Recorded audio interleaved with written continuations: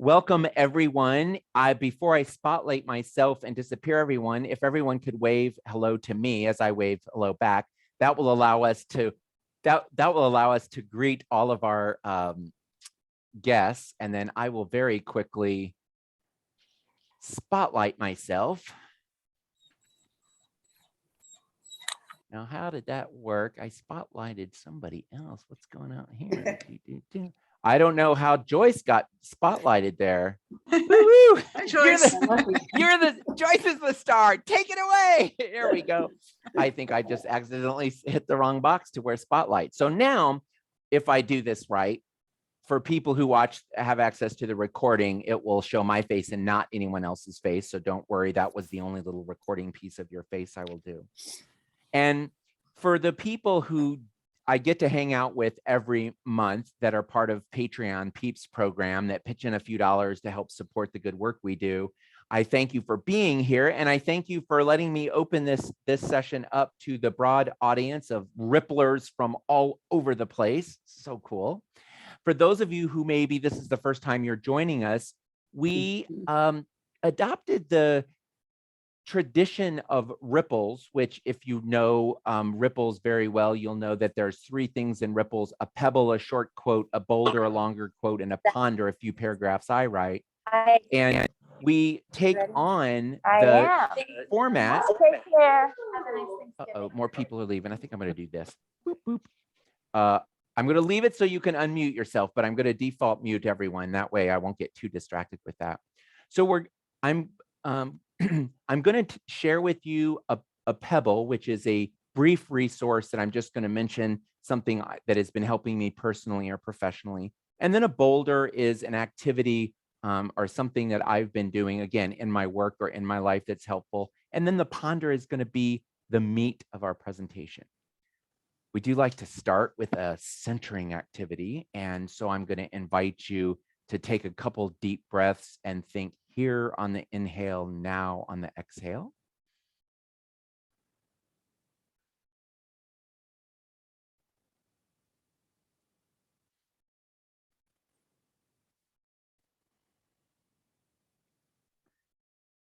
And I have three questions that my friend Toby uses in some of his presentations. And the first question is, are you here physically?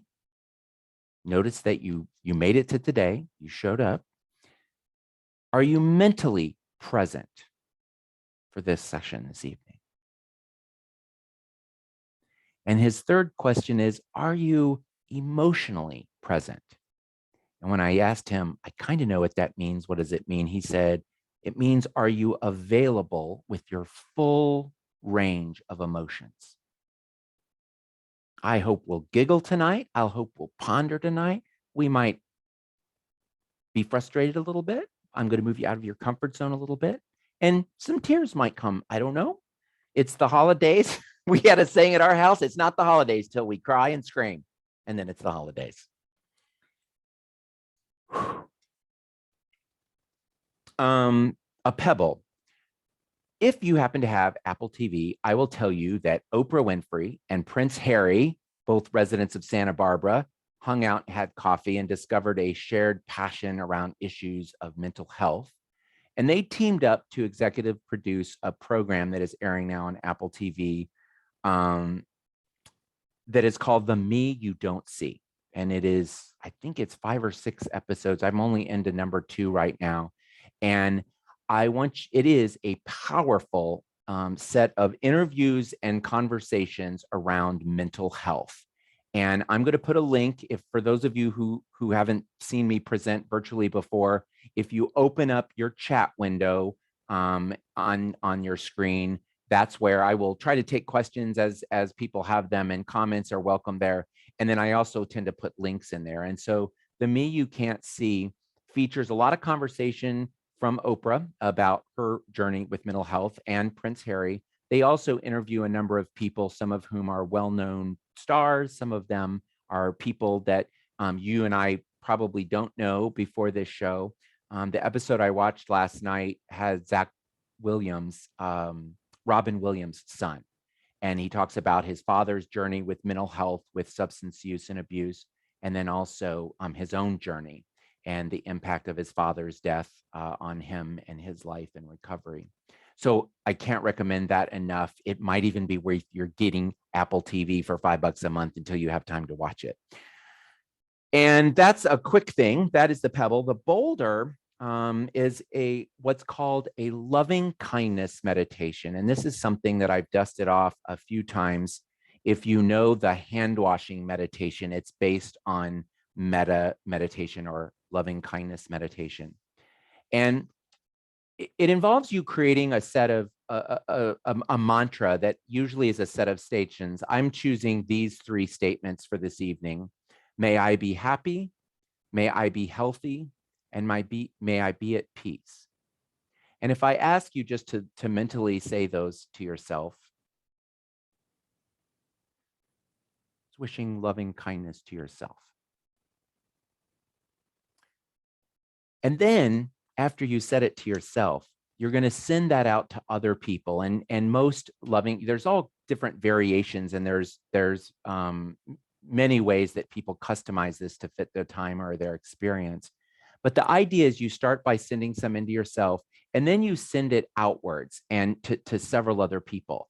And the first thing that you usually do is you think of a specific person that you're really close to, somebody you care about deeply, that is on your, that you reach out to on a regular basis or that you care about greatly. So I'm going to ask you right now just to choose someone in your life and say this in your head to them. May you be healthy, happy. May you be healthy.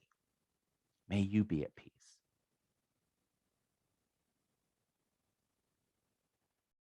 And then we venture this out to the next level by asking you to think of somebody that you cross paths with that you don't know very well. Mike, the guy that drops off our mail once a day, Miss Veronica down at the post office, somebody that you know but not very well. And then you do the same where you wish them these 3 things.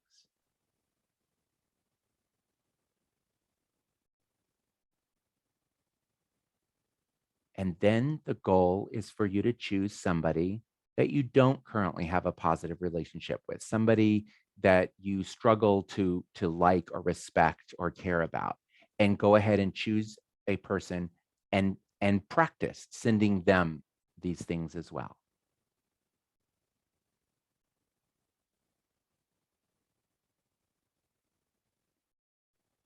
And then finally, usually the last one is to wish it to all beings, or all living things, the same 3 statements.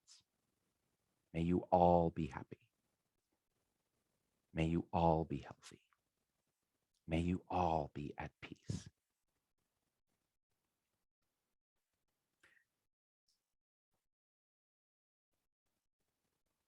Feel free to Google loving kindness meditation, and you'll see lots of variations on that. Thank you for participating in that with me.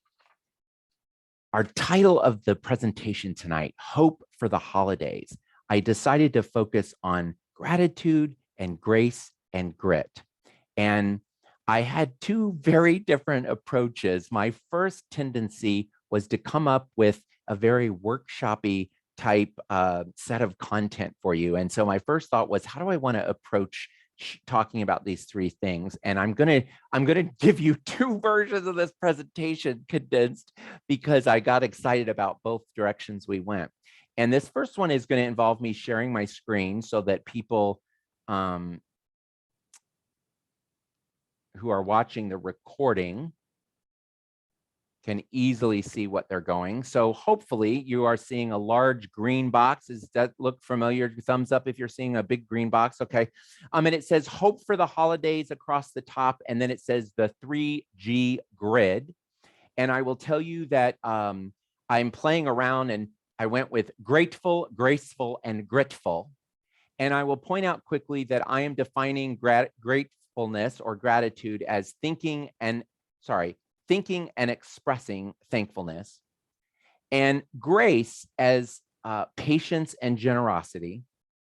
And then I borrowed the term grit, Angela Duckworth's awesome research on the trait that she calls grit. She defines it as passion and persistence for long-term goals. And we're going to play around with that, because I had this notion that grit is necessary and useful when we think about hope and when we think about the holidays. And then for this other bread, if you've seen me talk about the "We Got This" sticker and the presentation that I give on resilience, you'll know that I talk about surviving and reviving and thriving as bases, depending on where you're at in your day or in the moment for a particular area. You might need to start with the basics or you're ready for an advanced course. So what I decided to do with this is to use those same concepts of surviving and reviving and thriving to give us a quick peek at where I think wherever you're at tonight, wherever you're at this year as you approach the holidays, that you can meet yourself exactly where you're at with some things to think about. By the way, I forgot to ask at the top, how many marshmallows are you supposed to put in hot cocoa? Just think about it for a second. If you want to put your answer in the chat, you can. Of course, the answer is it depends. And it really can depend on your taste, on the type of hot cocoa. Sometimes you like marshmallows, sometimes you don't. And everyone's going to have a different number. What you get from tonight, I'm going to be providing with you a whole bunch of marshmallow, little puffy things. And you are going to decide how many of these and which of these are most relevant for you. And I just was really excited. I got into the theme of the holidays, and I just want you to beware of lots more corny holiday tie-ins.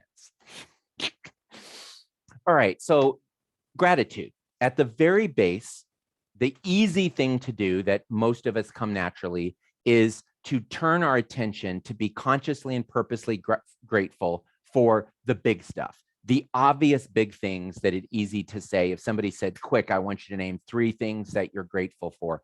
I'm grateful I'm alive. I'm grateful for my spouse. I'm grateful for the house I live in.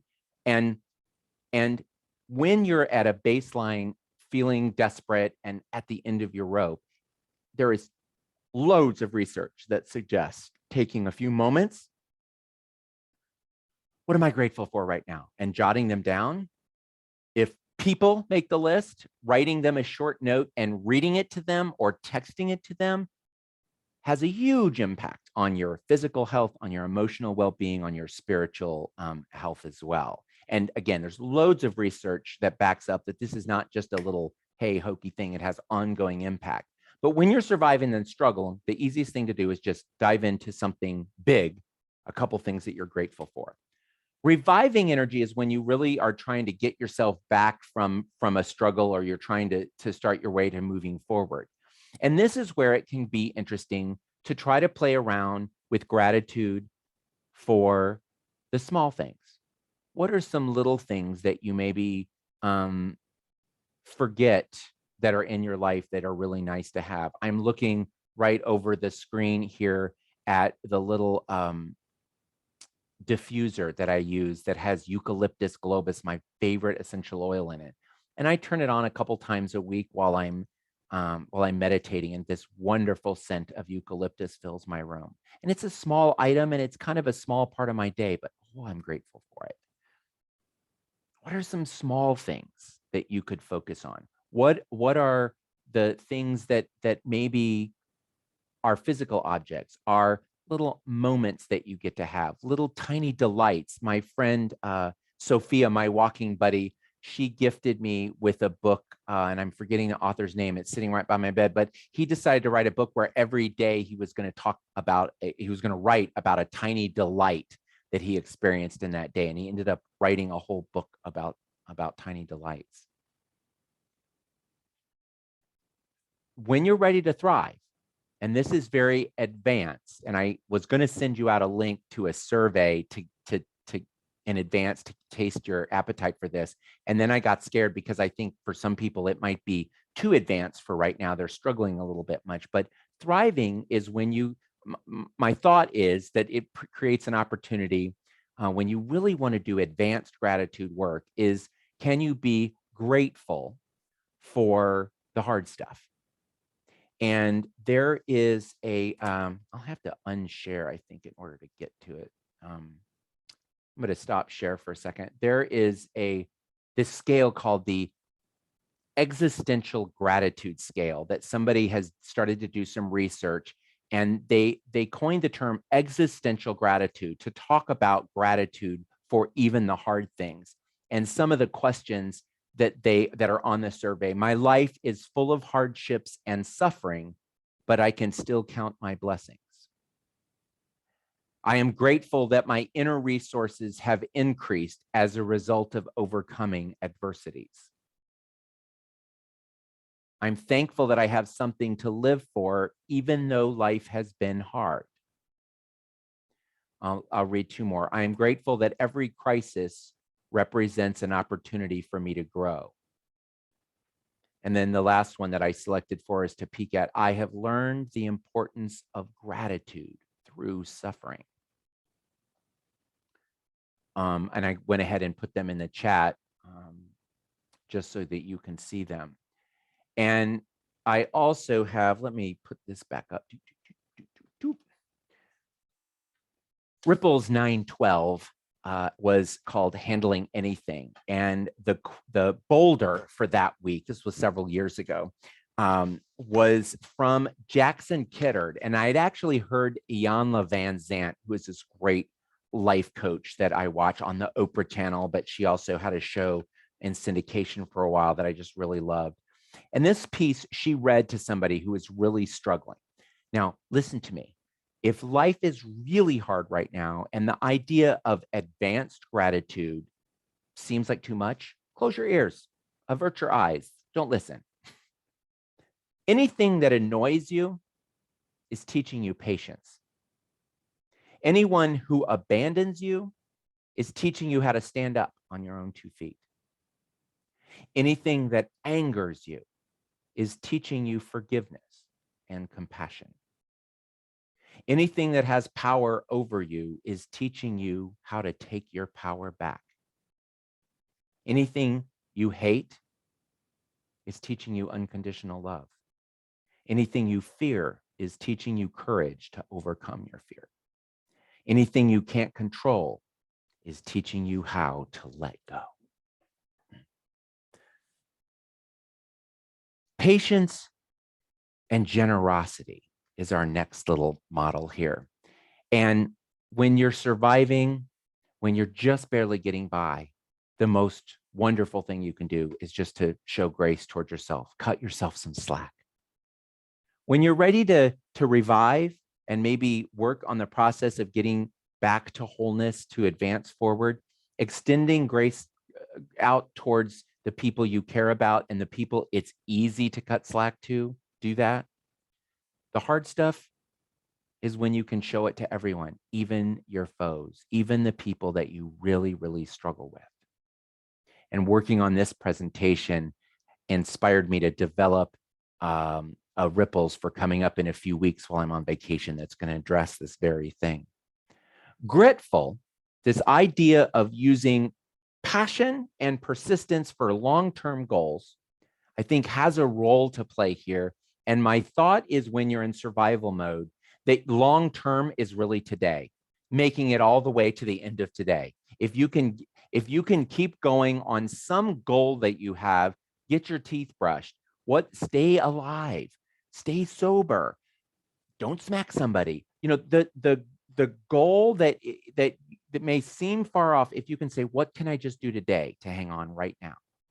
If that is where you're at, making it today and making it to tonight is really important, and it's worth it. When you're ready to revive and go a little bit farther, that's where I think it's useful to think a little bit longer out. What are some things that I can focus on that I need to get done this week, that I can get done this month, that might help me a little bit? Maybe some stuff I need to let go of so that I can focus on these. How can I get ready to anticipate obstacles and be ready to deal with them? When you're ready to thrive, that's when we get to say, let's look at a year's worth, let's look at lifetime, and let's say, how do we reach farther? And I think, again, for these holidays, it's worth asking yourself, if you're in survival mode, how do we make the holidays fit where we're at right now? And can we maybe scale back how long-term our goal is for what's possible for the next few weeks, and keep it focused. If it's looking good and feeling good and you want to expand out, go for it. The other thing I share with you quickly, it's going to become more relevant here a little bit later, but I'm going to close the slides down and have you back to where I can see you and you can see me more. I wanted to remind you of 3 questions that I share anytime people are going through challenge and change. And the first question is, what is it time to let go of? What will be important to hold on to? And then what might be useful to look forward to? And I'm going to give you links so that you can have those up on your screen if you want. I'm going to go ahead and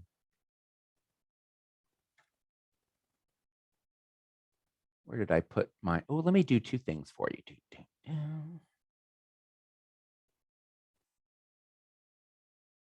Oh, Kelsey, you're so awesome. Kelsey wants to see that. Love it. Yes, that is a great idea. I want everyone to see the grid too, but I'm going to do it this way. So here's what I'm going to do for Kelsey and everyone. I've just put 2 links over there. The grateful grid is the first link, and the 3 questions is the second link. So if you click on those links, and listen, if you can't access the chat area because you're on an iPad or a phone or whatever, I'm going to also make these available afterwards. So you are welcome to reach out to me, respond to the reminder email I got, and say, hey, Paul, send me those links. I'm happy to do that for you. But that will give you both of those links. But I really want to think about, gosh, the time always goes so fast. This idea of letting go and holding on and looking forward is really important at the holidays. And one of the reasons is because of nostalgia. And nostalgia is this fabulous, powerful, amazing thing. This is my box of nostalgia. And I think so often looking back and remembering how great it was is an inevitable part of most people's holidays. Sometimes they look back and are sad because things weren't great and they wish they had been different. A lot of times nostalgia has some form of, wasn't it great when this, or, oh, it'd so be great to have that again. And nostalgia in the right amount helps, is fabulous. It helps us savor, it helps us remember, it helps us appreciate. But when it gets out of balance, it starts to cause problems.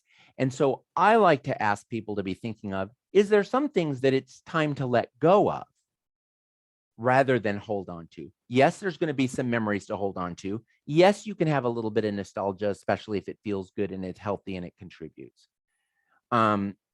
Is there things to look forward to? What I wanted to offer you, the fact is that nostalgia comes in different portion sizes. And I'm borrowing the concept that I always get told that Thanksgiving doesn't have to completely blow if you're on a healthy or eating kick and you're trying to manage how much calories you intake, that portion control is the way to go. And so one of the things that I wanted to offer you is that there are so many little sizes of nostalgia to choose from. And is it possible that you could maybe say to yourself, I want to be a little bit nostalgic.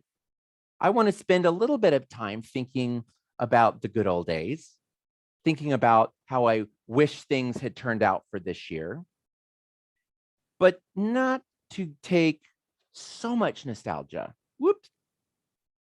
that it overwhelms, that it ruins. And there is something I think that is so important to remember, that how we wished it was going to go, how we thought it was going to go, how it used to go, can sometimes get in the way of the joy of the experience of how it's going. So that was my nostalgia portion control. I also, I did not find, I wanted to find a little snowball because I wanted to have a little snowball to toss at you. And instead of a snowball, it was a simple no ball or a snowball. Because I think one of the things we need to say more of in the holidays is no. We need to reduce the number of things that we're committing to, reduce the number of commitments that we take on so that the things we do take on are a little bit more juicy, a little bit more fabulous. And I made this up yesterday and I ended up taking a picture because I loved it more. And this says, you can. And it's funny that when I had this idea to make this point in my presentation with you, I had this really clear image of how I was going to use it. Well, I made it yesterday. And then when I came into the office and saw this, I had a different idea. It's like, oh, it's like a positive, yes, you can do whatever you want. It was like an affirmation. And so maybe that's what you need a you can for. The way I intended it to be is just because you can do something doesn't mean you should do something. And just because you are capable of taking on a commitment, just because even if you might be the best person to do a task, that does not mean that you should do it. And the tendency that we do in all year round to take on more than we really need to is heavy. But boy, I think the holidays, we need to be reminded, just because you can doesn't mean you should. Oh, this is my favorite, but I want to save it. This is my eggnog. I made this little sign up today, and I'm very excited about that. But I want to save that for a little bit. Another one that I didn't have time to make a visual for, but I liked this thought about lowering our expectations. And I had this image of a thermostat when we turn down the thermostat in the winter to save energy. I think what another thermostat we need to be thinking about is a thermostat of expectations. Lowering our expectations of ourselves, lowering the expectations of what this holiday or that event or this time of year might help us feel better, do better, think better, be better, family better, work better, whatever. And as somebody who is a lifelong overachiever, as somebody who is a lifelong leader who used to say to his employees, the worst thing I can do is lower my expectations for what is possible. I have sky high expectations of you, and I know you're not going to always meet them. But if I have high expectations, I know you're more likely to rise up to meet them. And I think in certain situations, in certain ways, that's helpful to set sky high expectations. I think certain times of the year, especially when we're trying to conserve energy, one of the thermostats that will help us is lowering our expectations. I would like to introduce you to a different nog for the holidays. Eggnog, I love. Jamie hates it. That just means more for me. But instead of eggnog, I am interested in introducing you to enough nog. Because where is it? I know I wrote it down. Because when I thought of this, then again, the next morning I came down and I wrote, I am enough. This is enough. They, the people I'm hanging out with, my family, my friends, my coach, they are enough. Today is enough. This holiday is enough. I have enough. My home is enough. My life is enough. My effort is enough. My current skill set is enough. My current mood is enough. Fill in the blank. is enough? Can I invite you to sip some enough nog, and to think about writing down what are the ways when your expectations get high, when you are disappointed in this, that, and the other, a holiday, a person, a project. What if it was enough? What if it was enough? And I have one more thing to share with you if I have the guts to do this. Let me see if I can, okay. I have rewritten the lyrics to a holiday tune, and I'm probably going to sing 2 stanzas and call it a day. If the mood out there is frightful, while we wish it was delightful, since we have no control, let it go, let it go, let it go. Hard stuff doesn't show signs of stopping, though our frustration shows signs of popping. We need to turn it all down low and let it go, let it go, let it go. I have been I was so excited about that. And then I was so stressed by it. In 20 years of presentations, I am pretty sure I have never sung in public before since 8th grade, since like 8th grade spring sing. Oh, that's not true. I was in musicals in high school. So I guess I did sing a little at performance, but not in my grown-up days. That's not something I do. Thank you for clapping online. Oh my goodness, you all, time goes so fast. And I do want to try to keep the recording and our presentation here to just a little bit over 30 minutes. If you don't know who Byron Katie is, she's this amazing person. You can Google her. She has what's called The Work.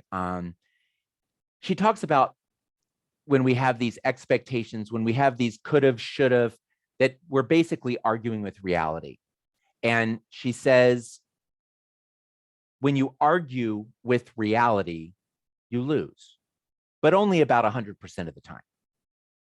And she is so radical with this when she says, if you're wondering if something should happen, yes, it should happen. And you know what my proof is? It's happening.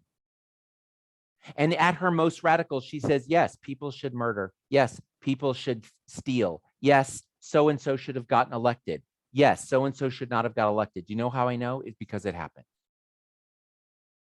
And she says from this radical point of view that so much of our suffering comes when we are arguing with reality, wishing things were a certain way instead of what they are, wishing things could be like they used to be, or imagining a very crystal clear picture of what things could be, which again, I think plays a role in goal setting and goal achievement. I do.